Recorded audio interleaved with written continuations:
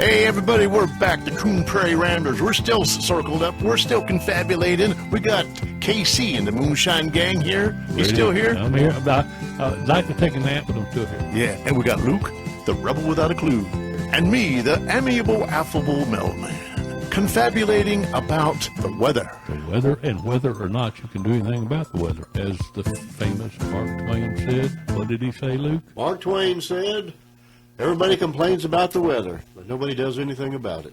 But we were talking about Hurricane Charlotte. Mm-hmm. And you mentioned the fact that you were on the back porch. I was on the back porch for a little bit. For a little bit. And I remember when I was a kid, at Hurricane Donna, we had a back 1960? And we were sitting around deciding what we were going to do. And we knew Donna was headed our way. I mean, it was. And you were sitting around wondering what you was going to do? Yeah, we decided. What do you do during a hurricane? We'd go sit on the back porch, which was screened with jalousie windows. I don't know. Are you familiar with jalousie windows? Yeah, oh yeah.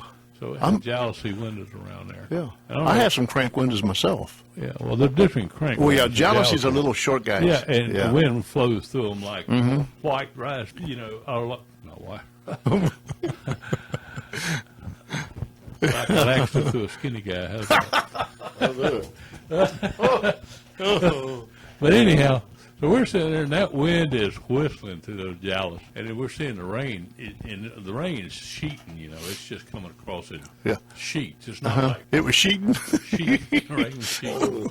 And it's I guess a lot of people never really seen that in person, but the rain's coming sideways. Seen the rain sheeting? It's coming sideways, actually. You don't want to be around. And about that time, we looked out there, and we had a little pole barn. We had a barn out behind the house, and then we also had a little pole barn between the house and the barn that sat a little bit sideways to the house and the barn. And all of a sudden, we saw the roof come off that pole barn, come flying across the top of the house. And we decided that being on the back porch was not the best place to be when you're 11 years. And I guess one of my sisters was 12, and we beat feet for the rethinking that. Rest of the family. Well, we were in our house with Charlie, and I was walking around the house going from window to window, just experiencing this hurricane. And I looked out the window to the east, and I saw the rain coming down, and it was hitting. Before it hit the top of the grass, and it would start rolling like a wave. So waves were coming across this cow field. Waves of water was coming across this cow and splashing up against the bedroom window. I mean, it was like you was out at sea. And then what really got me, my wife, she was yelling at me, "Get in this closet, get in this closet. You're going to get killed." And I said, "No, I want to watch, see what's happening." The locals. Then I went to the big bay. I went to the big bay window in the front room, and I was watching the trees outside. But the wind was blowing this bay window, and I think, I got to help this wind. So I put my hands to push the wind back. And then as I looked outside, great big oak tree sitting out there. All of a sudden, it rolled over, and it bounced, and then it bounced like this. Yeah. Wow. And then all of rubber tree.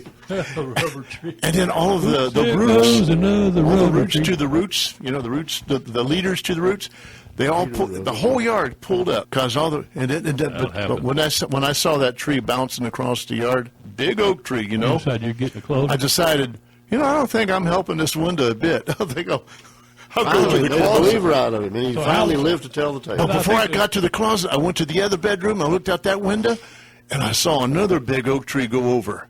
I said, "Carrie, you got to see this." She says, "Get in here." Why didn't you go outside and look at it? How long was it? Be convinced. How long was it after the storm that y'all came out of the closet? Well, after the wind didn't blow. I never really did go in the closet. It was just too exciting. He's hard-headed, ain't he? Yeah, he is. You're lucky you're still here today. You get blown away. But you know what? We did at one point, right toward the end, we thought the roof was going to go off because it sounded like a tornado, like it was like that. Yeah, they shudder. It was like a piece of metal vibrate. You know what the problem is? It builds up a negative force with inside the house, and the house basically implodes when they Dude. Mel would be the kind of guy who would get you killed in a foxhole. Man. 'Cause he'd be like a little gopher, kept sticking his head. Oh, there they are. Let's send the shell over there. Oh, my dad hole. They're shooting at us. Yeah. They gotta go over there. Yeah, Mel would get you killed in a foxhole. I'd be your eyeballs, though. No, I would shoot you in the foxhole. I would kill you. That'd be it. Oh, my. Forget that. Crazy. Were man. you on I was on duty at it used to be the state hospital. DJJ? Department for Juvenile Justice in the World War II hangar, airplane hangar. Well, that's probably And pretty that strong. thing shuddered and trembled, and some of the tin flew Was off. it like a Quonset hut? Yeah, except giant. It holds Yeah. lots of airplanes. It is huge. Well, I always figured humongous. those Quonset huts were super strong. Yeah, well, they were also, but it was built in 41. So you had a bunch of people in there? A handful of maintenance guys stayed over, to be on call. You don't know what's going to tear up. Or Where were the patients? The patients were gone. The state hospital closed down. It was the inmates for Department of Juvenile Justice. They kept them right where they were. They had to hunker down. Wow. They would put them in the little hangars. They'd be running all around. Yeah. They kept them on lock. They had cells. They could lock them Yeah. in their cells. And that's Well, I where always they were. figured that the Quonset huts were good because the wind just rolled over the top of it. Right, but they don't. There's no But it make a lot of noise doing no it anyway. eaves or anything, you know. But they're so old. I mean, the air could get Well, in them from the here and wind, there. I guess, can trap The the wind can get in from here and there, and then they shuddered and shook and rattled, and some of the tin flew off, and we got flooded and I had a broke pipe I had to shut off when it was over with. We had to go around and refuel the generators for the people out there. I didn't get home to about midnight that night. And did you have any trouble getting I- passageway? It was weird. There was nothing really across my path. A couple of trees had to go around, but coming up 31 and taking 70 into town, it was eerie because there were no landmarks you could see. There was not even a light bulb anywhere, and that just changes the looks of everything. And riding through town, and the sky cleared, and there was a bazillion stars out, and I could see the silhouettes of buildings and things like that against the stars, and that's kind of how I found my way home, other than just following the road. And I ran across power lines and went around a few trees, and not long before I got home, here come a little girl, maybe about 10, walking down the road. Wow. In the complete dark. She didn't have a flashlight or nothing. Wow. And I stopped and I said, "You don't need to be doing this. You're liable to step on a wire out here. I mean, anything could happen that to is you." scary. And she was scared of me because, I'm a stranger in the truck, this, that, and the other. And I said, "Well, where are you from? Where are you going?" I was spending the night with a friend, but I want to go home now. And she said, and I said, "Well, who are your parents?" And she told me who her parents was. And luckily I knew the mom, and I knew the grandparents, and I named them by name. I said, "I know where they are, I know where they live. You can trust me." And she finally got in the truck, Whoa. and I was able to take her home. Stranger I mean, danger. I know it, but I was worried for her. Well, she's probably lucky you came along. Yeah. Yeah, because anything could happen. Telling you, I got home and they had already laid down to go to bed, and supper was cold. I'd eat some kind of cold soup or something before I went to bed. Cold soup ain't nothing like So it. Vichy Sva. My first ever. Gazpacho? Vichy Sva. First thing I noticed was that there wasn't a single leaf on any tree. Naked trees. All the trees were A naked.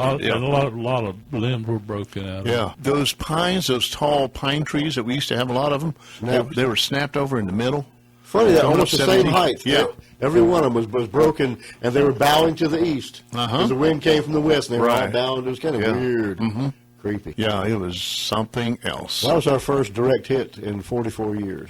So we were lucky.